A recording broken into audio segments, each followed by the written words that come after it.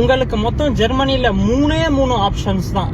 இதை பண்ணு, இல்லைன்னா நீ ஜெயிலுக்கு போவ. அது என்ன அப்படின்ட்டு பாத்தீங்கன்னா, இப்போ ரீசெண்டா ஒரு நியூஸ் ஓடுச்சு.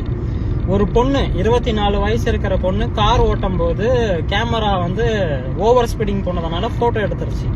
அதனால அந்த பொண்ணு என்ன பண்ணிருக்கு, மறுபடியும் சுத்திக்கிட்டு வந்து அந்த கேமராவை அடிச்சு உடைச்சிருக்கு கார்ல. உங்களுக்கு 3 ஆப்ஷன் தான். ஒன்னு ரூலை ஃபாலோ பண்ணி கரெக்டா போங்க, இல்லைன்னா நான் ரூலை மீறிட்டேன், கேமரால போட்டோ வந்துருச்சு அப்படின்னா ஃபைனை பே பண்ணுங்க. அப்படி இல்லைன்னா இந்த மாதிரி உடைக்கிறீங்கள உடைங்க, பட் ஆனா அதுக்கு உண்டான ரிப்பேர் காஸ்ட்டும் நீங்க தான் பண்ணணும் அப்படின்ட்டு. ரிப்பேர் காஸ்ட் எவ்வளோ பட்ஜெட் போட்டிருக்காங்க போலீஸ் அந்த பொண்ணுக்கு அப்படின்னா அரௌண்ட் 10,000 euros. ஸோ 10,000 euros நம்ம ஊர் காசுக்கு எவ்வளோ? ஐயோ, கணக்கு கூட போட முடியல என்னால. ஸோ 10,000னா 1 lakh, 10 லட்சம் ரூபாய்.